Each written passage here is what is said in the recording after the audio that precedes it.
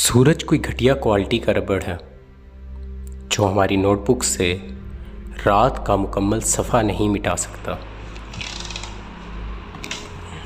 Brochure एवं ही बैरून मुल्क जाने के लिए कुत्तों की तरह एम्बेसी के चक्कर लगा रहे हैं। आवारा और गीली शलवार वाली ट्रेनों की कभी तलाशी तो लो। देखो, उनकी जेब से कोई चर्स का सिगरेट या गैर मख्तूम घोड़ा तो बरामद नहीं हो रहा। सांड अपनी असिस्टेंट कमिश्नरी के मज़े ले रहा है और बस्ती वाले पूरी बस्ती में एक नया पार्क टट्टी कर रहे हैं। बादलों के बुलबुले कौन आसमान की तरफ फेंक रहा है कि शहर की सड़कों पर मौजूद मकानों के फोल्डर्स धीरे धीरे डिलीट हो रहे हैं। यार कोलंबस, ये गाय का पेशाब और ऊँट का पेशाब आलमी मंडी में एक ही कीमत पर क्यों फरोख्त हो रहे हैं?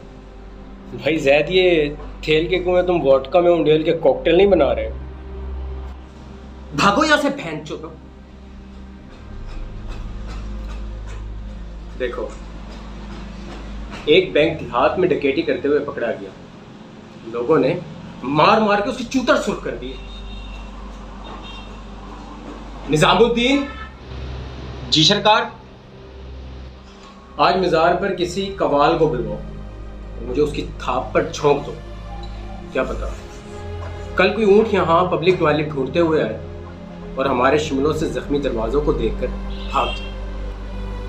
बगलें खुजलते खुजलते बंदरगाहों के पास से गुजर जाए।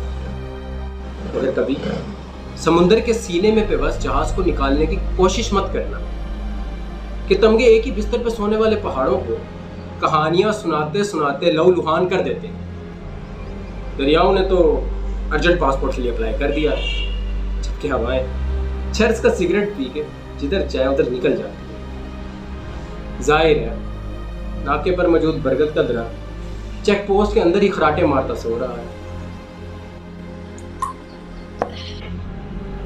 ठीक है सरकार, कैसे आपका हुक्म। मैं ज़रा भैंस को नई किताबों का सिलेबस थमाकर और मंडी में चारा डाल कर आता हूँ।